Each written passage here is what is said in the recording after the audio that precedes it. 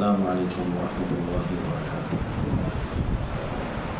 إن الحمد لله نحمده ونستعينه ونستغفره ونعوذ بالله من شرور أنفسنا وسيئات أعمالنا. من يهده الله فلا مضل له ومن يضلل فلا هادي له. وأشهد أن لا إله إلا الله وحده لا شريك له وأشهد أن محمدا عبده ورسوله. أما بعد فإن خير الحديث كتاب الله وخير الهدي هدي محمد صلى الله عليه وسلم وشر الأمور محدثاتها وكل محدثة بدعة وكل بدعة ضلالة وكل ضلالة في النار. يا أيها الذين آمنوا اتقوا الله حق تقاته ولا تموتن إلا وأنتم مسلمون. يا أيها الناس اتقوا ربكم الذي خلقكم من نفس واحدة وخلق منها زوجها وبث منهما رجالا كثيرا ونساء واتقوا الله الذي تساءلون به والأرحام إن الله كان عليكم رقيبا. يا أيها الذين آمنوا اتقوا الله وقولوا قولا سديدا يصلح لكم أعمالكم ويغفر لكم ذنوبكم ومن يطع الله ورسوله فقد فاز فوزا عظيما. اللهم نبّر بكتابك قلبي واشرح به صدري وأنطق به لساني بحولك وقوتك يا أرحم الراحمين. رب اشرح لي صدري ويسر لي أمري واحلل عقدة من لساني يفقهوا قولي. أعوذ بالله من الشيطان الرجيم. بسم الله الرحمن الرحيم. وَإِذَا تَوَلَّى سَعَى فِي الْأَرْضِ لِيُفْسِدَ فِيهَا وَيُهْلِكَ الْحَرْثَ وَالنَّسْلَ وَاللَّهُ لَا يُحِبُّ الْفَسَادَ. لائق احترام محترم معزز سامعین، اللہ رب العزت نے جو قدرت کا نظام بنایا ہے، اس میں مختلف نظام کار فرما ہے. آسمانوں کا، فلکیات کا، جمادات کا، حیوانات کا، ساتوں زمینیں، ساتوں آسمان، یہ سارے نظام اللہ رب العزت نے کھڑے کیے ہیں، اور یہ سب ایک دوسرے کو فائدہ پہنچانے کے لیے. ہر کوئی دوسرے کے ساتھ جڑا ہوا ہے، لیکن انسان کے بارے اللہ نے فرمایا وَلَقَدْ كَرَّمْنَا بَنِي آدم، کہ انسان کو ہم نے شرف بخشا ہے، اس کو فضیلت میں سب سے آگے رکھا ہے. تو یہ جتنے بھی نظام ہیں، انسان ان سب سے فائدہ اٹھا سکتا ہے. یہ اکیلا ہے جو سب سے فائدہ لے سکتا ہے. تو یہ کب ہوتا ہے؟ جب اللہ کی بنائی ہوئی چیزوں کے قریب رہا جائے. جب انسان فطرت کے قریب رہتا ہے تو پھر اس کے بنائے ہوئے سسٹم سے ہمیں فائدہ ملتا ہے. اور جیسے جیسے ہم فطرت سے دور ہو جاتے ہیں، یعنی فطرت یہ کہہ لیں کہ جہاں اللہ نے رکھا ہوا ہے، جو چیزیں اللہ نے بنائی ہیں ہمیں فائدہ دینے کے لیے، ہم جب تک اس میں مصنوعی چیزوں کو شامل نہیں کرتے تب تک وہ ہمیں فائدہ دیتی رہتی. مثال کے طور پہ دودھ ہے. اب دودھ ایک اچھی غذا ہے، فائدہ مند چیز ہے، اور آپ سب جانتے ہیں کہ دودھ کتنا مفید ہے، لیکن یہ تب تک ہے جب تک یہ اپنی اصل پہ برقرار رہے. جب یہ مصنوعی نہ ہو، لیکن جیسے جیسے ہم اس کو مصنوعی پن میں لے کے جاتے ہیں، بھینس اپنی روٹین سے دودھ دیتی ہے، لیکن ہم انجیکشن لگا کے اس سے دودھ حاصل کرتے ہیں تو اس سے نقصان ہوگا. اگر دودھ کو ہم کوشش کر کے خود بنانا شروع کر دیں وہ بھی نقصان ہے. اگر اس میں پانی ڈال دیں تو دودھ فائدہ تو ظاہری بات اس نے دینا ہے، پانی بھی فطرتی چیز ہے وہ بھی اچھی چیز ہے، لیکن یہ ہے کہ اس کا فائدہ کم ہو جائے گا۔ تو جو چیز اپنی اصل پہ برقرار ہے اس کو جب تک اصل پہ رکھا جائے وہ ہمیں فائدہ دیتی ہے۔ اور انسان کے لیے اللہ نے سارے نظام کھڑے کیے، ورنہ انسان کو اللہ نے بڑا شرف، جتنے نظام ہیں اکیلا ان سے فائدہ نہیں سکتا۔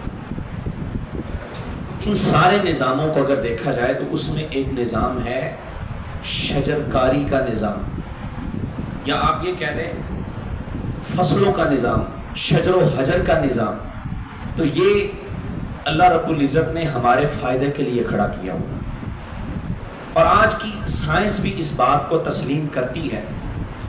نبی کائنات صلی اللہ علیہ وسلم نے، دین اسلام نے جن چیزوں کا تاکیدی طور پہ ہمیں حکم دیا تھا آج سے 1500 سال پہلے، آج کی سائنس اس کو مانتی ہے اور کہتی ہے کہ اس میں واقعتاً فائدہ ہے۔ نبی کائنات صلی اللہ علیہ وسلم نے یہ جو شجر و حجر کا نظام ہے، یہ جو فصلوں کا نظام ہے، یہ کھیتوں کا نظام ہے، اس کے بارے حضور صلی اللہ علیہ وسلم نے اس زمانے میں یہ کہہ دیا تھا کہ جو کوئی جس کسی کے پاس زمین ہو وہ اس میں زراعت کرے، اس کو لگائے، درخت لگائے، اس کا فائدہ ہے۔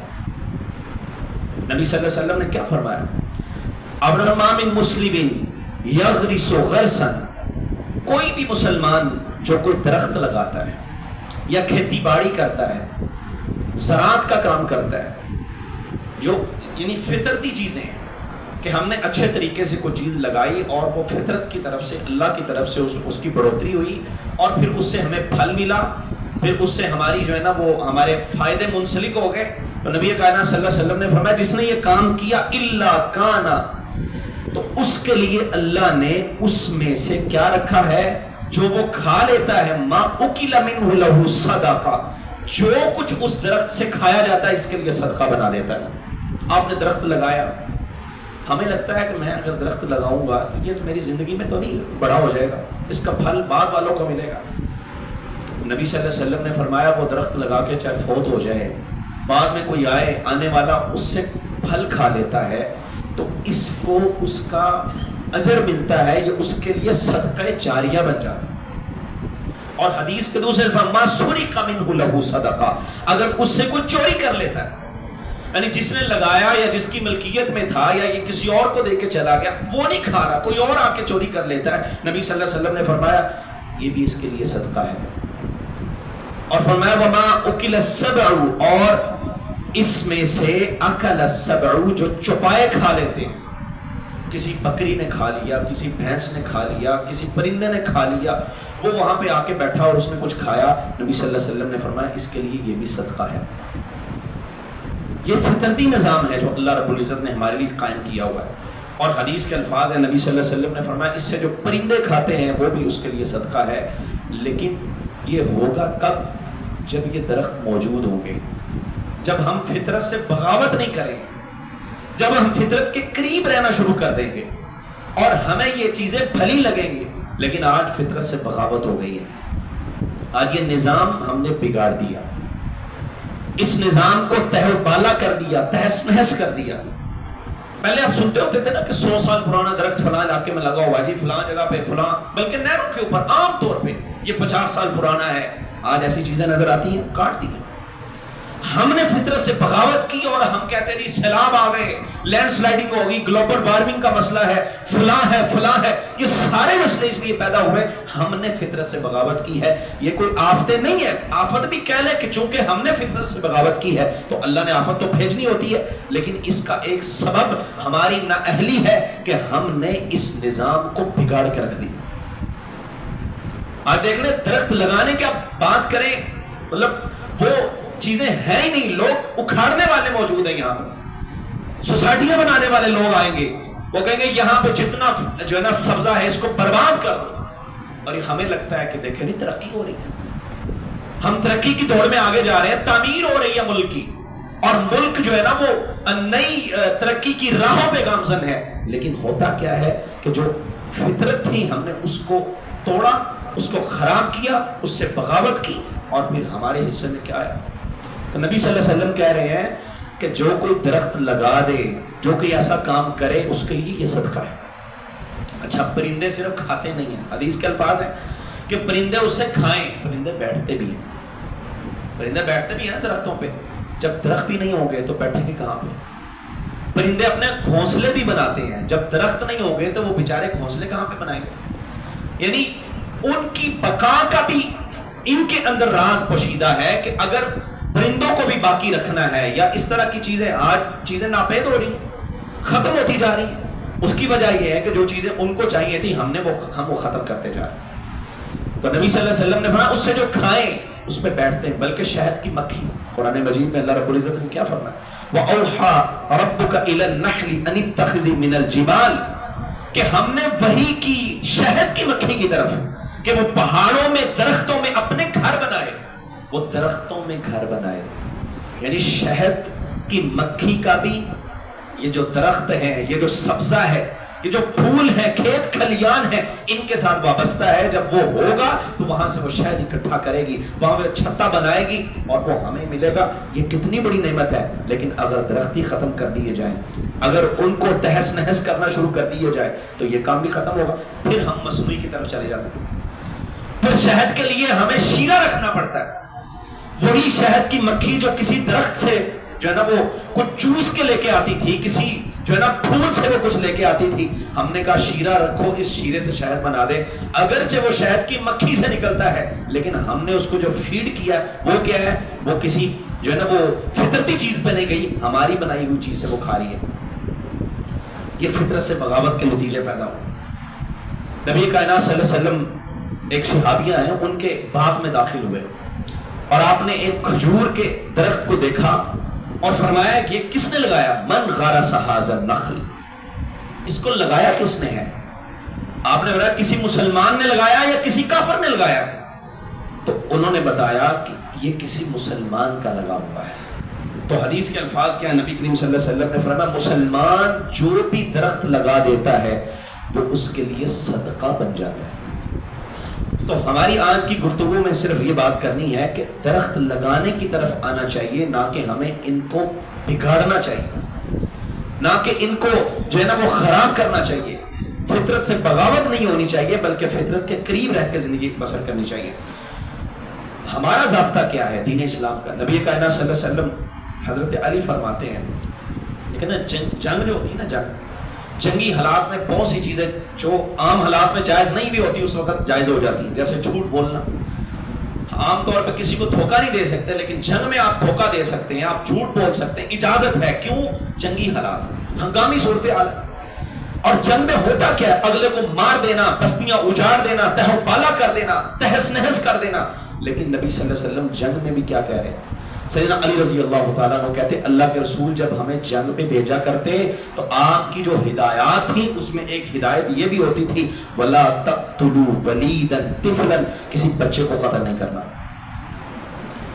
کسی چھوٹے بچے کو قتل نہیں کرنا، وَلَا إِمْرَأَةً، کسی عورت کو نہیں مارنا، وَلَا شَيْخًا كَبِيرًا، کسی بوڑھے پہ تلوار نہیں تاننی، کسی بوڑھے کو نہیں مارنا جو تلوار نہیں اٹھا سکتا، جو بوڑھا ہو چکا ہے. وَلَا، حدیث کے الفاظ ہیں تغطرن، کسی بھی چشمے کو خراب نہیں کرنا. کو پانی کا چشمہ بہ رہا ہے، عینن کے الفاظ، اس میں مٹی نہیں ڈال دینی، تو اس کو خراب نہیں کر دینا کہ اس کا پانی خراب ہو جائے یا وہ چشمہ ہی ختم ہو جائے. اور حدیث کے دوسرے الفاظ کیا ہے؟ ولا تعقرن، کسی بھی درخت کو اکھیڑنا نہیں ہے، کسی بھی درخت کو شجرتن، کسی درخت کو اکھیڑنا نہیں ہے، اس کو خراب نہیں. حالانکہ جنگی حالات، جنگ میں تو ہوتا ہی ہے کہ اکھاڑ دو سب کچھ، تہو پالا کر دو، برباد کر دو. لیکن نبی صلی اللہ علیہ وسلم کہہ رہے ہیں تم نے درختوں کو جنگ کے حالات میں بھی نہیں اکھیڑنا. لیکن یہاں کیا ہے؟ اور قرآن کی وہ آیت جو میں نے آپ کے سامنے پڑھی ہے کہ ہم وہ اللہ رب العزت نے فرمایا کہ کچھ لوگ ایسے ہوتے ہیں، فرعون صفت ہوتے ہیں، جب کوئی جابر حکمران آتے ہیں، فرعون آتے ہیں، کوئی ایسی جو ہے نا وہ قوم کسی پہ حکمرانی کرتی ہے جو ظالم ہوتی ہے، وہ کرتے کیا؟ سب سے پہلا کام وہ یہ کرتے ہیں کہ وہ ان کی نسل کو بگاڑتے ہیں اور کھیتیوں کو برباد کر دیتے ہیں. اور اللہ ایسے فسادیوں کو واللہ لا يحب الفساد، اللہ کبھی پسند نہیں کرتا جو کھیتیاں اجاڑ دیں، جو نسلوں کو برباد کر دیں، چاہے وہ کسی بھی طریقے سے ہو. لیکن اگر نسل برباد ہو جائے، اگر کوئی شخص ہے، کوئی مرد ہے یا عورت ہے، وہ بانجھ ہو جائے، بچہ پیدا نہیں کر سکتے، زمین کی رونق ختم ہو جائے گی کہ نہیں ہوگی؟ اگر سب کو بانجھ کر دیا جائے کسی بھی طریقے سے، رونقیں ختم ہو جائیں گی۔ اسی طرح یہ نسل کو بھی کاٹتے ہیں اور کھیتی کو بھی، اور اگر کھیتیاں برباد کر دی جائیں، درختوں کو اکھیڑ دیا جائے، ان کو جو ہے نا خراب کر دیا جائے، تو زمین کی رونقیں پھر بھی خراب ہو جائیں۔ تو اللہ رب العزت واللہ لا يحب الفساد، اللہ پسند نہیں کرتا ایسے فسادیوں کو جو یہ کام کرتے ہیں۔ اور جو حدیث کے دوسرے الفاظ ہیں، نبی صلی اللہ علیہ وسلم نے ہاں وہ درخت تم دشمن سے لڑ رہے ہو، رستے میں رکاوٹ بنتا ہے، جس کی وجہ سے تمہیں کوئی مسئلہ بن رہا ہے، ایسے درخت کو اکھیڑنے کی صرف اجازت ہے، ورنہ وہ درخت جو تمہیں کچھ بھی نہیں تنگی دے رہا، ایسے درخت کو تم نے کبھی بھی نہیں کاٹنا۔ یہ جنگی حالات میں نبی صلی اللہ علیہ وسلم جو ہے نا وہ اپنے صحابہ کو درس دے رہے ہیں، اور یہ درخت جو ہے قرآن کہتا ہے زمین کا حسن ہے، زمین کی زینت ہے۔ درخت لگائے جائیں، سبزہ اگایا جائے، فصلیں اگائی جائیں، زراعت کا کام کیا جائے، اس شعبے میں جو ہے نا وہ انسان زیادہ سے زیادہ کام کرے، ترقی کرے۔ لیکن ہمارے ہاں زراعت کو دیکھا ہی نہیں جاتا۔ زراعت کے شعبے میں کوئی یہ بڑا خشک موضوع ہے، شاید آپ کو بھی خشک محسوس ہو رہا ہوگا کیونکہ اس پہ کام نہیں ہوا، اس پہ بات نہیں ہو۔ آپ نے کبھی کسی ٹی وی چینل پہ کبھی کوئی ٹیبل ٹاک دیکھا کہ اس پہ بات ہو رہی ہو؟ جس طرح سے سیاست کی گرما گرمیاں ہوتی ہیں، کوئی ایران میں مسئلہ بن گیا تو یہاں پہ جو ہے نا وہ پورا ہفتہ اس کے پیچھے لگے رہیں گے۔ کبھی زراعت پہ کسی نے بات کی ہے؟ کبھی کسانوں کے حقوق کی بات کی کبھی کسی نے؟ بات ہی نہیں ہوتی۔ آج آ کے کوئی 2-4 یونیورسٹیاں بنی ہیں، وہ ایک اٹارنی یونیورسٹی راولپنڈی کی وہ LLB کروا رہی ہے۔ کبھی ایسے ہوا کہ میڈیکل کالج کسی کو انجینئرنگ کروا دے؟ نہیں ہوتا، کیونکہ اس کا جو شعبہ اس نے وہی کرنا ہے۔ لیکن زراعت کے ساتھ یہ کھلواڑ ہوا، یہ فطرت سے بغاوت ہوئی کہ جو زراعت کی یونیورسٹی تھی وہ LLB کروا رہی ہے، اور فیصلہ آباد کی ایگریکلچر جو یونیورسٹی ہے وہاں پہ لوگوں کو کمپیوٹر کی تعلیم دی جا رہی ہے۔ زراعت کے شعبے میں دلچسپی نہیں ہے۔ کسانوں کے جو ہے نا وہ اگر انڈیا کے اندر بھارت میں کسان آواز اٹھاتے تو ہم جو ہے نا وہ ان کے بارے بولتے ہی غلط کر رہے ہیں، اور یا کبھی کہتے نہیں وہاں پہ ٹھیک ہے ان کے حقوق کی بات ہونی چاہیے، اور پاکستان میں کرتے ہیں تو ان کو قتل کر دیا جاتا ہے۔ تو اس پہ بات نہیں کی جاتی۔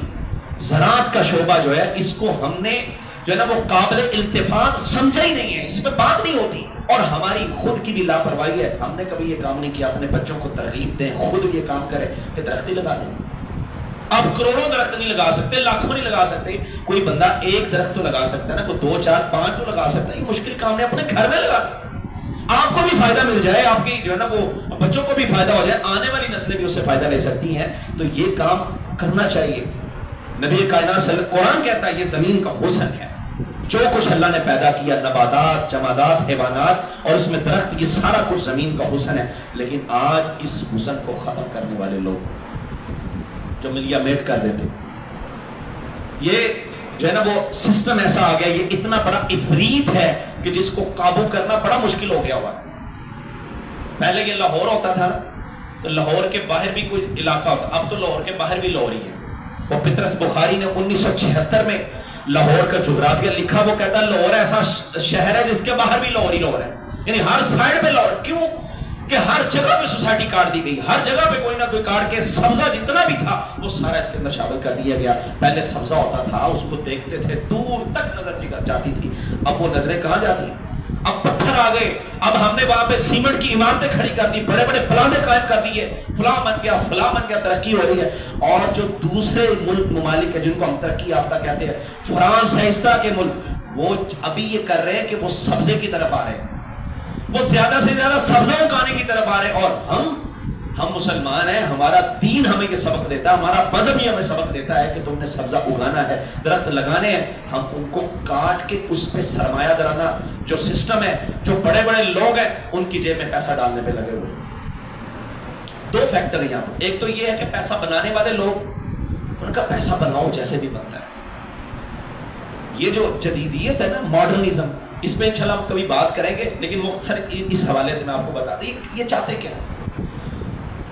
ایبسولوٹ فریڈم، مطلق آزادی، بس آزاد رہنا ہے۔ اب اس آزادی کے لیے رستے میں کوئی بھی رکاوٹ آئے گی اس کو ختم کر دیا جائے گا۔ اس آزادی کے لیے جو کچھ بھی لینا پڑے گا، جو کچھ بھی حاصل کرنا پڑے گا اسے حاصل کیا جائے گا، وہ کسی بھی طریقے سے ہو۔ لینا بھی ہے اور جو رستے میں آئے اسے ختم بھی کرنا ہے. چاہے کسی کا استحصال ہو جائے, کسی کے منہ سے روٹی کا نوالا چھیننا پڑے تو چھین لو, کسی نظام کو برباد کرنا پڑتا ہے تو برباد کر دو, فطرت سے بغاوت ہوتی ہے تو ہو جائے, لوگوں کے گھروں کے چولہے بجھتے ہیں تو بجھ جائیں, ہمیں کوئی پرواہ نہیں ہے, ہماری آزادی کے راستے میں کوئی رکاوٹ نہیں ہونی چاہیے. اور پھر انہوں نے کیا کیا, انہوں نے کہا یہ چھوٹے چھوٹے محلوں میں ہمیں مزہ نہیں آتا, یہاں پہ وہ آزادی نہیں ہے, یہاں پہ وہ سکون نہیں, اس لیے الگ گھر بناؤ, سبزہ خراب ہوتا ہے تو کر دو, لیکن ہمیں یہاں پہ سسٹم بنا کے دو کہ ہمیں آزادی. پہلے ہوتا تھا, پہلے کتنے جو ہے نا وہ درخت ہوا کرتے تھے, نبی کریم صلی اللہ علیہ وسلم نے فرمایا یہ جو درخت کو کاٹتا ہے, یہ جو سبزے کو خراب کرتا ہے, بڑی بڑی خطرناک حدیث, بڑے جو ہے نا وہ دل دہلا دینے والے الفاظ ہیں. نبی صلی اللہ علیہ وسلم نے فرمایا جس نے ایک بیری کو کاٹ دیا, ایک بیری پھلدار درخت ہے, سایہ دینے والی ہے, فرمایا جس نے سایہ دینے والی بیری کو کاٹ دیا, سب اللہ, اللہ رب العزت اس کو عہدے منہ جہنم میں لٹکا دے. کتنی بیریاں کاٹ دی گئی, کتنے درخت کاٹ دیے گئے, کتنے آموں کے درختوں کو برباد کر, ملتان میں جا کے دیکھیں آموں کے باغات کو برباد کیا جا رہا ہے. ادھر آپ چلے جائیں جو ہے نا وہ جہاں پہ یہ سیب جو بہت کثرت میں پائے جاتے ہیں ان کو برباد کیا جا رہا ہے. کون کر رہا ہے؟ ہم کر رہے ہیں. کہیں پہ ڈیاچے بن گیا, کہیں پہ بحریہ بن گیا, کہیں پہ کیا نیا لاہور, پتہ نہیں کیا کچھ بن گیا, کتنا کچھ کاٹ دیا ہم نے اس ترقی کی دور میں. یہ ماڈرن سوسائٹی کا جو ہے نا وہ ایک بہت بڑا المیہ ہے کہ پیسہ کمانے والا پیسہ کمائی جا رہا ہے, وہ کہتا ہے جیب میں آنا چاہیے, ادھر بھی کاٹ دو, ادھر بھی کاٹ دو, فلاں بھی بنا دو, فلاں بھی بنا دو, پیسہ آنا چاہیے. کوئی مرتا ہے تو مر جائے, یا آکسیجن کی فراہمی ختم ہوتی ہے تو ہو جائے, گلوبل وارمنگ پیدا ہوتی ہے تو ہو جائے, جو بھی لینڈ سلائڈنگ ہوتی ہے تو ہو جائے, سیلاب آتے ہیں تو آتے رہیں, ایندھن کی فراہمی ختم ہوتی ہے وہ ختم ہو جائے, جو بھی ہوتا ہو جائے. لیکن ہمیں کیا ہے, ہمیں سرکار صرف پیسے سے. وَمِنَ النَّاسِ مَن يُعْجِبُكَ قَوْلُهُ فِي الْحَيَاةِ الدُّنْيَا, قرآن کہتا ہے کچھ لوگوں میں ایسے بھی ہوتے ہیں وہ دنیا کی زندگی چاہتے ہیں, صرف پیسہ پیسہ, دنیا سارا کچھ ان کے لیے ہوتی ہے, اور وہ دنیا کے معاملات میں ان سے بات کر لینا تو کہتے ہیں کیا بات ہے, تو بڑا کمال کا شخص ہے, اسے تو بڑا سمارٹ بندہ ہے یار, بڑے سمارٹ لوگ ہیں, دنیا کی ہر چیز ان کو آتی ہے, اور جب آخرت کی بات کی جاتی ہے تو یہ کچھ بھی نہیں آتا.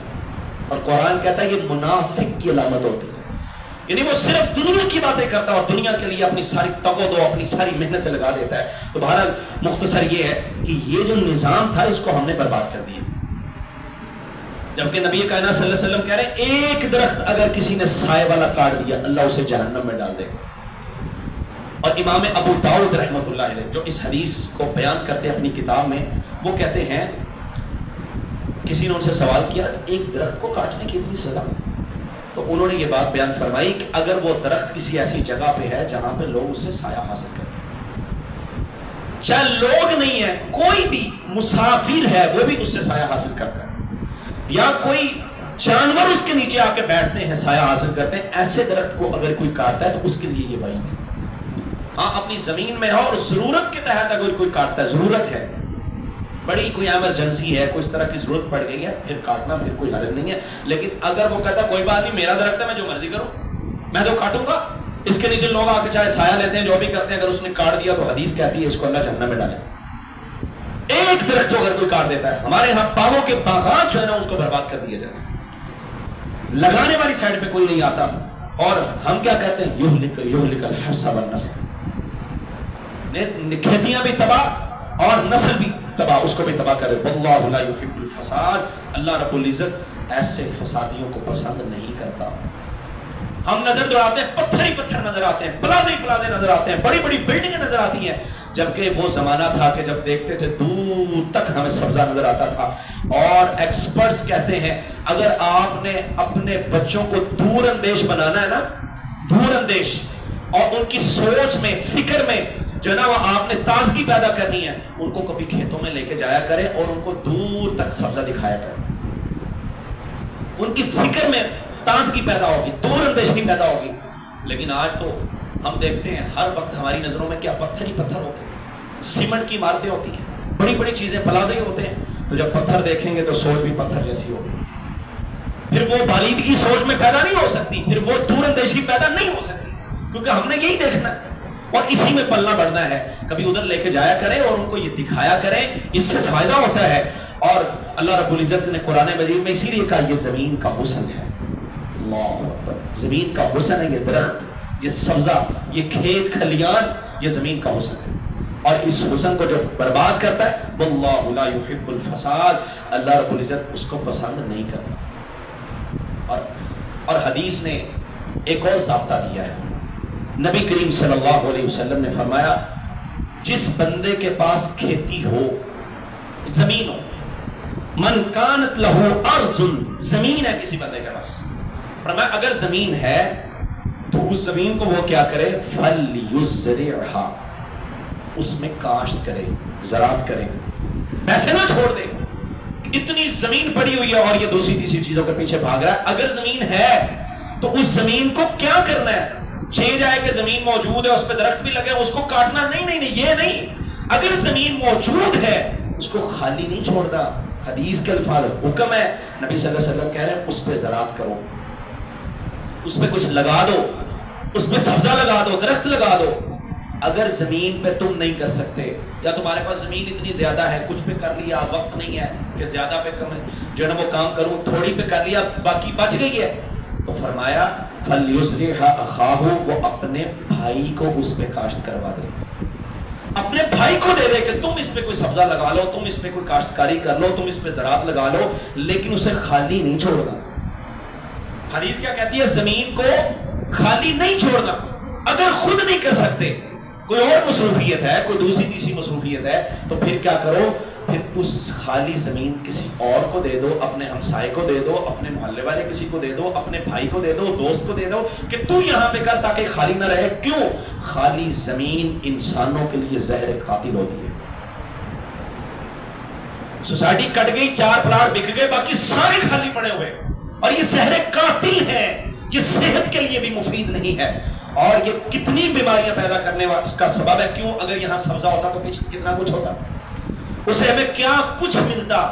آپ آج کی سائنس اٹھا کے دیکھیں, وہ کتنا کچھ ثابت کرتی کہ درختوں سے کیا کچھ ملتا ہے. نبی صلی اللہ علیہ وسلم کہہ رہے ہیں اس نظام کو تم نے اچھا کرنا ہے. اگر زمین ہے, خالی پڑی ہے, وہاں پہ زراعت کر لو. آپ نے یہ نہیں کہا وہاں بلڈنگ بنا دو, آپ نے یہ نہیں کہا اس کو کاٹ کے وہاں پہ جو ہے نا وہ کوئی جو ہے نا وہ ٹاؤن تعمیر کر دو, نہیں کہا. آپ نے فرمایا اگر زمین خالی ہے, من کانت لہو ارض, اگر کسی کے پاس زمین ہے تو وہاں کاشت کرے, وہاں زراعت کرے, وہاں کھیتی باڑی کرے, وہاں درخت لگائے.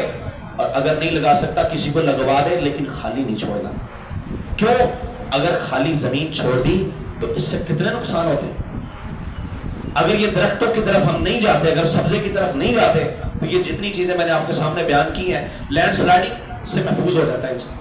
توتے گرتے بڑے بڑے, اور زمین ٹوٹ ٹوٹ کے گر جاتی ہے. اگر درخت لگے ہوں تو درختوں کی جڑیں زمین کو مضبوط کر دیتی ہیں, اور وہ جڑوں کی وجہ سے جو زمین مضبوط ہوتی ہے وہ ٹوٹتی نہیں, سیلاب نہیں آتا. زمین کی اندر جو جڑیں ہوتی ہیں وہ پانی کو جذب کر لیتی ہیں, اور جڑیں, درختوں کی جڑیں پانی کو خود بھی جذب کرتی ہیں, اور زمین کی مٹی کو بھی مدد فراہم کرتی ہیں کہ وہ بھی پانی کو جذب کر لیں. اس سے سیلاب کا جو مسئلہ ہے وہ بھی حل ہو جاتا ہے. پہلے سیلاب اس طرح سے نہیں آتے تھے. راوی کا پل اگر ٹوٹ گیا تو آج جو تباہی ہوتی وہ پہلے نہیں ہوتی تھی. پہلے وہ جذب کر لیا کرتے, درخت تھے, کھیت کھلیان تھے, سارا کچھ تھا, وہ چیزیں جو ہے ان کو جذب کر لیا کرتی تھی. اور ایندھن کی فراہمی, آج بھی لکڑی ہر جگہ پہ جلنے کے لیے استعمال ہوتی ہے. ہمارے گھروں میں تو گیس آ گئی ہے, لیکن بڑے گھر ایسے ہیں جو لکڑی بھی استعمال کرتے ہیں, اور بڑی بڑی فرمز, بڑے بڑی جو صنعت کے جو صنعتی طور پہ جو کام کر رہے ہیں, وہاں پہ بڑی چیزیں, بوائلر سسٹم ہے, اسٹیم جن, وہ سارے لکڑی پہ چل رہے ہیں.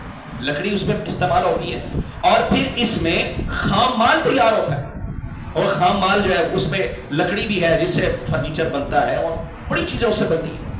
اور پیپر کی جو فیکٹریاں ہیں, فرمز ہیں, ان کے لیے بھی جو ہے نا وہ درختوں سے چیزیں فراہم ہوتی ہے. تو کتنا کچھ حاصل ہوتا ہے. فضائی آلودگی کو کم کرنے کے لیے جو ہے نا تب بھی یہ چیزیں مؤثر ہوتی ہیں. درخت لگائے اگر ہوں تو اس سے بھی فائدہ ملتا ہے. اور پھر پرندوں کی خوراک ہے, وہ پتے کھاتے ہیں, وہ ان سے جو ہے نا سایہ حاصل کرتے ہیں, ان کے اوپر جا کے گھونسلے بناتے ہیں. اور یہ ساری چیزیں اگر ہم ان کو کاٹ دیں تو سب ملیا مل تو ہو جائے گا کہ نہیں ہوگا. اسی نبی صلی اللہ علیہ وسلم نے فرمایا خالی نہیں چھوڑنا, خالی نہیں چھوڑنا. جس کسی کے پاس زمین ہے, تمہارے پاس کوئی بھی ٹکڑا ہے, وہاں کچھ نہ کچھ لگا دو. تو ہم نے یہ کوشش کرنی ہے کہ ہم درخت لگانے والے ہیں. اجاڑنا نہیں ہے، خراب نہیں کرنا. اگر کوئی جگہ ہے آپ کے پاس آپ لگا سکتے ہیں، آج تو کسی بھی جگہ لگا دیں، آپ کو کوئی روکتا نہیں ہے. بڑی جگہ کہیں پہ جا کے آپ درخت لگا دیں. تو ہم اگر یہ عہد کریں کم از کم کوئی ایک بندہ جو ہے نا وہ اپنی طرف سے 4-5 درخت لگائے، 20 روپے کا 30 روپے کا وہاں سے پودا مل جاتا ہے، وہ لگا دیں، وہ صدقہ جاریہ بھی بنے گا اور نبی صلی اللہ علیہ وسلم نے جو ہمیں اس تعلیمات دی ہیں اس پہ عمل بھی ہو جائے گا. تو درخت لگانے ہیں ہم نے، ان کو اکھاڑنا نہیں ہے. ہم نے فطرت سے بغاوت نہیں کرنی بلکہ فطرت کے قریب ہونا ہے، اور فطرت کے قریب یہی ہے کہ سبزہ لگایا جائے بلکہ سبزے کو برباد نہ کیا جائے. نبی کریم صلی اللہ علیہ وسلم نے فَلْيُزْرِعَا، اس کو آباد کر دو، اس پہ جتنا لگا سکتے ہو لگا دو، جتنی تمہاری ہمت ہے جتنا کر سکتے ہو. کیوں؟ کیونکہ اللہ رب العزت فسادیوں کو پسند نہیں کرتا، جو نسلوں کو برباد کر دے، جو کھیتیوں کو برباد کر دے، جو ان کو اکھیڑ دے. اور اس سے اور بھی بڑے فائدے ہیں. آکسیجن کی فراہمی، درخت ہمیں آکسیجن فراہم کرتے ہیں. اگر ہم درخت لگائیں تو آکسیجن کی فراہمی زیادہ سے زیادہ ہوگی. ہمارے ہاں فکری طور پہ جو خرابی پیدا ہو رہی ہے نا، اس پہ تو کچھ نہ کچھ آپ کو فکر ہوتی ہے. جی مغرب کا نصاب یہاں پہ آ رہا ہے، مغرب کی جو ہے نا وہ تعلیمات آ رہی ہیں، اس سے کیا کیا جائے. یہ فکری طور پہ تو ہم فکر کر لیتے ہیں، کچھ نہ کچھ ہمارے اندر اس کا جوش جذبہ موجود ہے. لیکن یہ جو ہم کام کر رہے ہیں، جو زمین پہ جو یہ فضائی آلودگی ہے یا اس طرح کی چیزیں، اس پہ ہماری فکر کوئی نہیں، اس پہ کوئی توجہ نہیں دیتے. اور اسی وجہ سے آج آکسیجن کی فراہمی وہ نہیں ہے جو ہونی چاہیے تھی. فضا کے اندر اتنی آلودگی ہے، بیماریوں پہ بیماریاں پیدا ہو رہی ہیں، ہاسپٹل بھرے ہوئے بیماریوں سے. فضا کے اندر آلودگی شامل ہے، گاڑیوں کا دھواں الگ ہے، اور جو درخت اس کو جذب کرتے تھے، درخت اس کو کم کرتے تھے، ہم نے وہ بھی کاٹ دی ہے. کوئی بات نہیں ہے. جب قرآن کہتا ہے وَإِذَا تَوَلَّىٰ سَعَىٰ فِي الْأَرْضِ لِيُفْسِدَ فِيهَا، جب بھی کوئی ایسے لوگ آتے ہیں جو فرعون صفت ہوتے ہیں، وہ سب سے پہلا کام یہ کرتے ہیں. اور ایمیزون کے جنگلات جو ہماری بقا کے ضامن ہیں، جن سے بہت سی امیدیں وابستہ ہیں، یہ حضرت انسان وہاں بھی پہنچ گیا ہے. آپ حیران ہوں گے یہ بات سن کے کہ انسان کی پہنچ ان جنگلات تک بھی ہو گئی ہے. اب وہ بھی جنگلات خطرے میں ہیں. کہیں انسان اگر یہ جو ہمارے آج کی یہ سوسائٹیاں بنانے والے ادھر چلے گئے نا تو انہوں نے اس کو بھی کاٹ دینا چاہو، اور وہ خطرے میں پڑ گیا ہے کہ انسان ادھر پہنچ گیا ہے، کہیں اس کو بھی مسئلہ نہ بن جائے، کیونکہ بہت بڑے جنگلات ہیں اور ان سے بڑی چیزیں جو ہے نا وہ ہمیں مل رہی ہیں. جو یہاں درخت کاٹتے کم از کم ادھر تو ہیں، لیکن آج وہ بھی خطرے میں ہے. آج کی رپورٹ یہ کہتی ہے کہ ان جنگلات میں بھی انسان کا داخلہ ہو گیا. یہ جو وہاں پہ پہنچا ہے تو اس نے اس کو بھی برباد کرنا شروع کر دیا. اور اس سے اور بھی بڑی چیزیں ہیں. نبی کریم صلی اللہ علیہ وسلم نے فرمایا اتقوا الملاعن الثلاث، 3 لعنت کرنے والی چیزوں سے بچو. اگر وہ کام کوئی کرتا ہے تو وہ ملعون ہے، اللہ نے اس پہ لعنت کی ہے جو یہ 3 کام کرتا ہے. نبی کائنات صلی اللہ علیہ وسلم نے کیا فرمایا؟ سب سے پہلا کام یہ ہے البراز فی الموارد، جو کسی رستے میں پیشاب کر دے، قضاء حاجت کر دے کسی کے رستے میں. کیونکہ حدیث میں حکم کیا ہے، دین اسلام کا حکم کیا ہے کہ رستوں کو صاف کرنا، رستوں کی رکاوٹیں دور کرنا.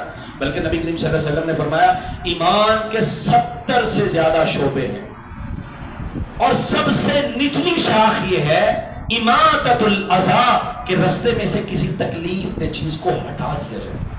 آپ رستے میں جا رہے ہیں، کوئی جو ہے نا وہ پتھر پڑا ہوا آپ نے ہٹا دیا، کسی کو تکلیف نہ ہو، کسی کو پریشانی نہ ہو، ٹھنڈا نہ لگ جائے کسی کو، یا کوئی کانٹا پڑا ہوا آپ نے سائڈ پہ کر دیا، تو یہ تو ایمان کا حصہ ہے. تو اگر کوئی پیشاب کر دیتا ہے، قضاء حاجت کر دیتا ہے، تو آنے جانے والے کو پریشانی ہوگی. تو یہ کون سی؟ یہ لعنت زدہ ہے، یہ ملعون بندوں کا کام ہوتا ہے جو یہ کام کرتا ہے. اور آپ نے کیا فرمایا؟ دوسرا کام یہ ہے وَالظِّلْ، جو کسی سائے والی جگہ کے اوپر جا کے پیشاب کرتے ہیں، قضاء حاجت کرتے ہیں. لوگ وہاں پہ آتے ہیں، وہ سایہ لیتے ہیں، بیٹھ جاتے ہیں، چاہے کوئی سرائے ہے، چاہے کوئی بھی جگہ. اس میں اب جو ہمارے موضوع کے متعلق ہے نا وہ یہاں پہ بات ہے. اگر سرائے ہے، وہاں پہ جا کے لوگوں نے رہنا ہے، کوئی بندہ جا کے وہاں پہ قضاء حاجت کر دے، لوگ وہاں رہ سکتے ہیں؟ نہیں رہ سکتے. اسی طرح اگر کوئی درخت ہے اور اس درخت کے نیچے لوگ بیٹھتے ہیں، وہ سایہ حاصل کرتے ہیں، تو اس سائے کی جگہ پہ جا کے اس نے یہ کام کیا. اب لوگ اس جگہ بیٹھنا پسند نہیں کرتے. نبی صلی اللہ علیہ وسلم نے فرمایا اس نے وہ کام کیا ہے جس کام کی وجہ سے اس پہ لعنت اور پھٹکار پڑ گئی ہے. یعنی سائے والی جگہ کو برباد نہیں کرنا، نہ سائے والے درخت کو کاٹنا ہے، نہ اس کے نیچے قضاء حاجت کرنی ہے، بلکہ تم نے کوشش کر کے زیادہ سے زیادہ یہ چیزیں پیدا کرنی. تو حضور صلی اللہ علیہ وسلم ہمیں کیا تعلیم دے رہے ہیں؟ درخت لگاؤ، زمین ہے تو وہاں پہ لگا دو، سبزہ لگا دو، کھیتیاں بنا دو، کاٹنا نہیں۔ اور یہ دیکھیں نا، اس سے بجلی کی بچت بھی ہے۔ اگر یہ درخت ہوں گے تو ہم ان کے نیچے جا کے سایہ بھی حاصل کر سکتے، لیکن آج ہمیں ہمارے گھر کا جو ہے نا وہ کنکریٹ کے اندر ہم بند ہوتے ہیں، اور اے سی کے ساتھ جو ہے نا وہ ہمیں ہوا اچھی لگتی ہے، جبکہ وہ ہوا وہ خوشگوار بھی ہوتی ہے، اس سے صحت بھی اچھی ہوتی ہے، اور اس سے بجلی کی بچت بھی ہو جاتی ہے۔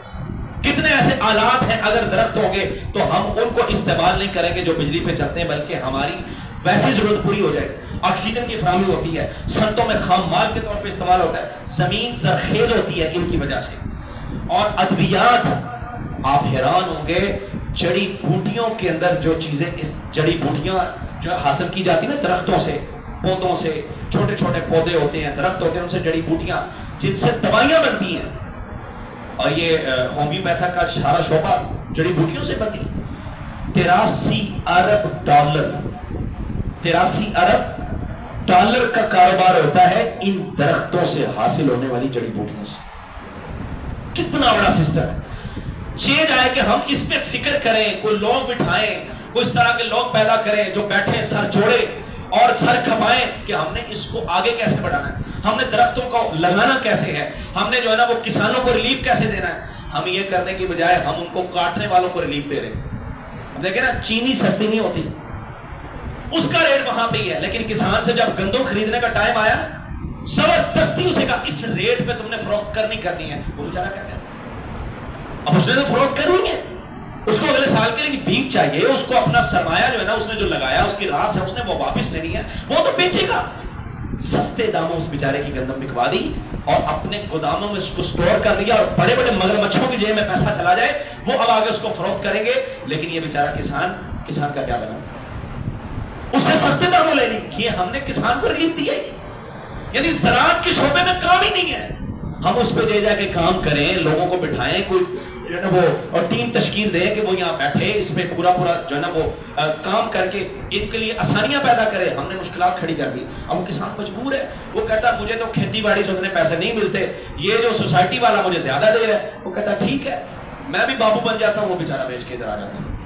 مجبور وہ بھی ہے، یہ نہیں کہ سارا قصور اس کا ہے۔ ہم احتجاج کرتے ہیں، ہم ان کے خلاف بات کر رہے ہیں، لو جی لو تم کیوں بیچ رہے ہو اپنی جگہ، تم اپنا سبزہ کیوں ختم کر رہے ہیں، اس میں بھی ہمارا قصور ہے، ہم نے ان سے خریدا ہی نہیں۔ اگر گنے کی پیداوار وہ کرتا ہے، گنا پیدا کرتا ہے، اس سے سستے داموں خریدا، چینی سستی نہیں ہوتی۔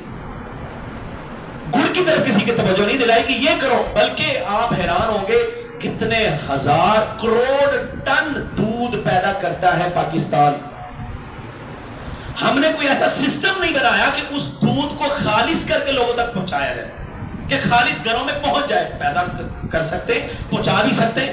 ہم نے ڈاکٹروں سے یہ تعلیم دلوا دی، نہ یہ دودھ استعمال نہ کرنا، کھلا دودھ جو ہوتا ہے نا اس میں جراثیم ہوتے ہیں، کھلے دودھ میں فلاں ہوتا ہے، کھلے دودھ میں ملاوٹ ہوتی ہے، اور جو ڈبے کا وائٹنر ہے نا اس کو دودھ سمجھ کے تم استعمال کرو اور پیتے جاؤ۔ یہ کیا ڈاکٹروں کو تجاویز ان کی لوگوں کے سامنے رکھی، انہوں نے ریکمینڈ کیا، لوگ نہیں یہ چھوڑ دو۔